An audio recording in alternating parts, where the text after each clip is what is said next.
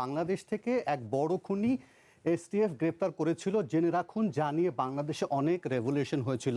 মেঘালয় দিয়ে বাংলাদেশে চলে আসে, আমরা এসটিএফ তাকে গ্রেপ্তার করে। তারপর হোম মিনিস্টার নিজে আমাকে ফোন করে বলেছেন, এতদিন তো কই আমি বলিনি, মুখ খুলিনি, আজকে অত্যাচারের শেষ সীমায় গেছেন বলে আমি এখন নামটা বলছি না, ভদ্রতা করে। বাংলাদেশের লোক উত্তাল হয়ে যাবে, আমি সেটা চাই না, আমি দেশকে ভালোবাসি। আপনি দেখুন, যেখানে হোম মিনিস্টারকে কিন্তু অ্যাড্রেস করেছেন,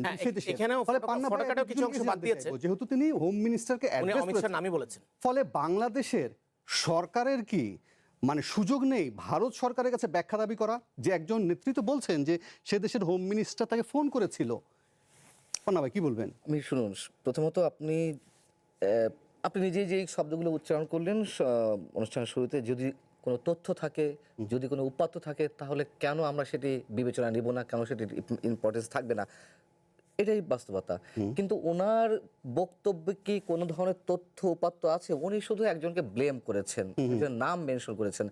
বাংলাদেশে যেমন রাজনৈতিক দলগুলোর মধ্যে একে অপরের প্রতি দোষারোপের রাজনীতির অপসংস্কৃতি রয়েছে, ভারতের ঠিক তেমনটি রয়েছে।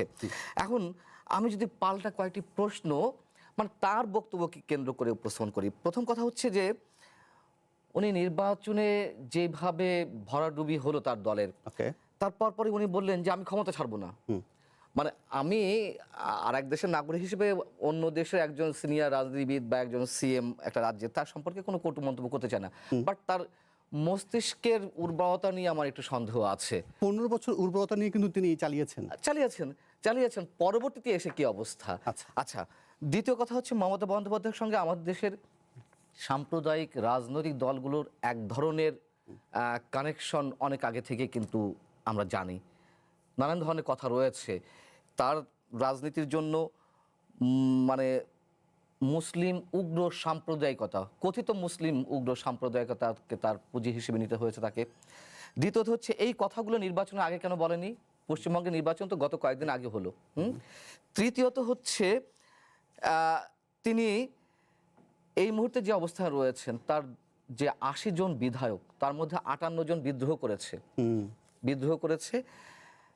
এই বিদ্রোহীদের মধ্যে থেকেই একজন, যেটি বললেন সাইফুল ভাই, যে বিরোধী দলীয় নেতা নির্বাচিত হতে যাচ্ছেন। অতএব ওনার কথাগুলো, এবং আমি যদি আরো একটি বিষয় ধরিয়ে দিই, উনি বলেছেন যে মেঘালয় থেকেই তো আসে, মানে পশ্চিমবঙ্গে যাওয়া হয়েছিল নাকি? মেঘালয় দিয়ে বাংলাদেশ পশ্চিমবঙ্গে, রাইট। মনে করুন যে সেদেশের স্বরাষ্ট্রমন্ত্রী অমিত শাহ তাকে বলেছেন যে কিছু বলবেন না, বা যেন এটা কিছু কেউ না জানে, দেশের স্বার্থ। আচ্ছা, মেঘালয়ে এবং আসামে দুই জায়গাতেই কিন্তু, আসামে তো বিজেপি সরকার আছেই আঞ্চলিক রাজ্যে, মেঘালয়ে তাদের জোট ক্ষমতায়। সেখান যদি ওই খুনিরা অমিত শাহ বা ভারতের বিজেপি সরকারের নির্দেশে ওসমান হাদি হত্যাকাণ্ড ঘটিয়ে থাকে, তাহলে ওই মেঘালয়ে তো আশ্রয় থাকার কথা, বা আসামে আশ্রয় থাকার কথা। তখন যখন আটক হয়, তখন তো মুখ্যমন্ত্রী ছিলেন মমতা বন্দ্যোপাধ্যায়। তাকে পশ্চিমবঙ্গে আসতে হবে কেন? আমি যদি মানে যৌক্তিকতার জায়গা থেকে বলি, যদি আলমগীর এবং আরেকজন খুনি, নামটা ভুলে গেলাম, ফয়সাল, তারা যদি অমিত শাহের নির্দেশে এই হত্যাকাণ্ডটি ঘটিয়ে থাকে, তাদেরকে তো সেফ জোনে রাখতে হবে। সেফ জোনে রাখবে কে?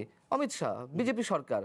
তাহলে মেঘালয় হয়ে আসাম থেকে তারা পশ্চিমবঙ্গে এলো কেন? সেখানে আসতে হবে, সেখানে তো বিরোধী দল, মানে তাদের তো বিরোধী দল তৃণমূল, তাই না?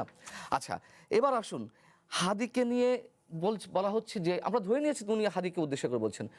রেভলিউশন উনি উল্লেখ করলেন। এই বাংলাদেশের 24-এর 5 আগস্টের আন্দোলনকে অবশ্যই একটি অভ্যুত্থান আমি এটি মনে করি, কিন্তু বিপ্লব কোনো অবস্থাতেই নয়। বিপ্লব কারা ইউজ করে? একটি বিশেষ রাজনৈতিক শক্তি এটিকে বিপ্লব বলে।